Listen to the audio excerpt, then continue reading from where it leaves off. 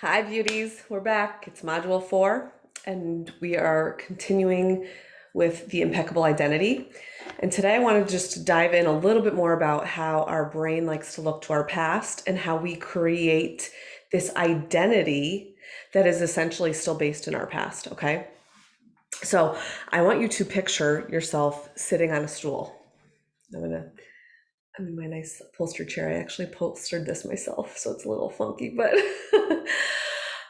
imagine yourself sitting on a stool, okay? So just imagine this is our mind, right? We're on this like swivelly stool, and our mind, just like we're swirling around, our mind likes to look in all of these different directions. This is just our primitive brain, our human brain that just likes to look in all of these different directions. So for the sake of today, we're going to focus mostly on that past direction that our brain likes to look in. And we'll focus a little bit more on the rest of them in the Retrain Your Brain module. Okay.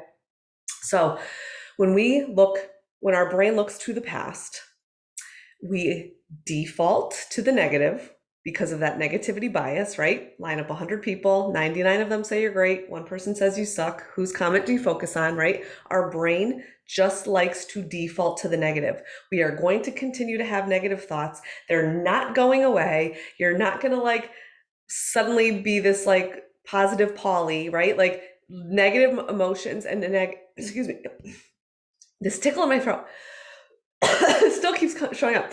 Um, the negative thoughts and emotions aren't necessarily going to go away.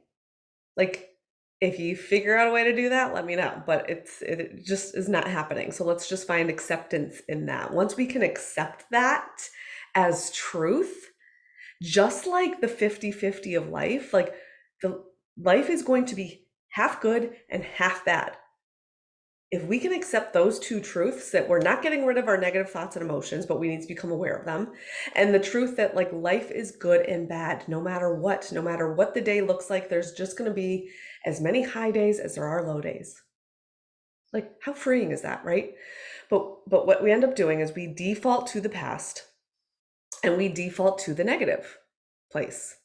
So we look to our past and we say all of these crazy things like, oh, if this didn't happen to me in my past, I'd be in a better place today than I am right now, right? If that didn't happen in my past, maybe I'd still be in a relationship, or maybe I would have this, or maybe I'd have more money, or blah, blah, blah, right? All of these things that our past, we can look to our past and blame and shame. If my parents were more loving, I wouldn't be I wouldn't be so like needy today. If I didn't get in that accident, I'd be more worthy of love today, right? Like if I didn't have this trauma, painful experience happened to me back when I was a child or whenever it was, I would be a totally different person. Okay, well, you could say all of these things, but now you are the grown woman that you are meant to be today, not that past version of you, but we drag the past with us, okay? So I'm going to give you an example of this, but just as we default to the negative places in our mind, in our past, we do so in all of these different directions, right? We can look to the future and default to the negative, like the what ifs, and we'll get into that, but we look to the past and we default to the negative, and we find our identity in so much of the past, right? I'm a strong woman, I'm independent. All of that is from my past, not necessarily from today. Who am I today in this moment? Because this is all I have. Right now is all I have. I don't know what the next moment's going to bring. I don't know what tomorrow's going to bring. Who am I showing up as today from my heart? But we drag all of these past identities, all of these past thoughts, all of these past default thoughts and feelings and behaviors with us into the present. And we've already dug into this, so you can kind of like continue to just like spin your wheels and do a little bit more digging in terms of what from the past am I still dragging with me today, and how is it creating that dysfunction. Getting curious about that is very important. But what I want to just illustrate to you is how we continue to drag the past, okay? So I'm just going to use this as an example. I, as a child, 16 years old, 17 years old, got in a really bad car accident where I slid under a guardrail. Thank God I was okay, but the whole car was mauled, okay? And it was scary because I thought I was going down into this ditch. Like if that guardrail didn't stop me, like I was going down.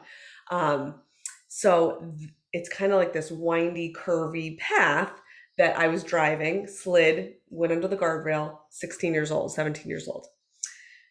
To this day, as an adult, when I travel to that part of the town that I was still living nearby and currently in the same area that I kind of grew up in, um, I drive to part of that town, and the way to get back to my home, there's two routes that I can take.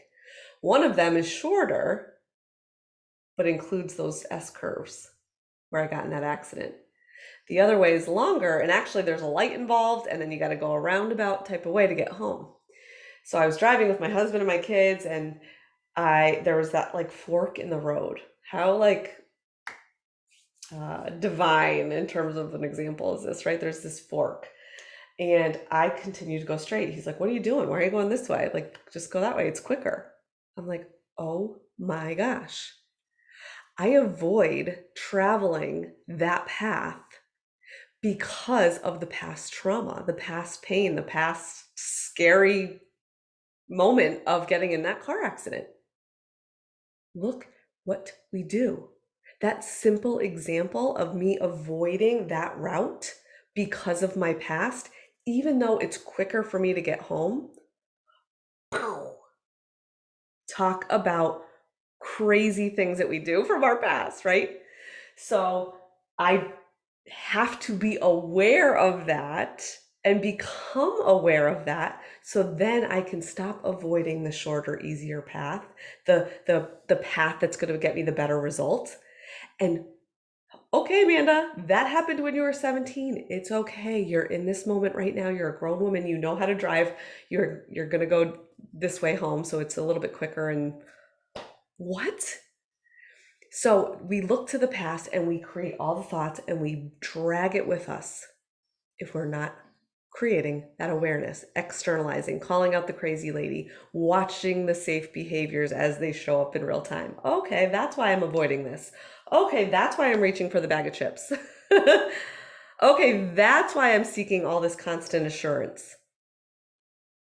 One of my clients was in a pretty traumatic relationship as far as just like pain and cheating and all the things. And every time she would go on a new date, what she would do is she would explain to the new date all the things about her past relationship. And I'm thinking to myself, okay, well, why is she doing that? Because she's got it together, right? Like, so as we dug in, I realized, and we did the work together, she was sharing about her past in an effort to seek assurance and comfort that you aren't going to do that to me, that you aren't going to put me through that again. If I can tell you all the things that I didn't like about my past relationship and how bad it hurt, you're not going to do it to me. Crazy. Meanwhile, the guy is sitting across from her thinking like she's still stuck on her ex. Like, I don't want any part of this chick. So you see how this creates dysfunction when we continue to drag our past with us. Okay?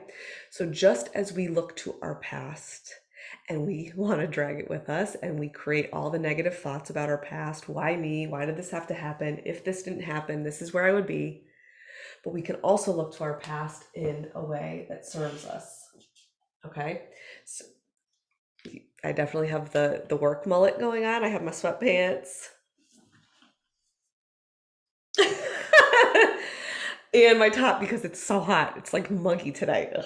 And I did like a little spray tan. So here you go. This is what you get, ladies.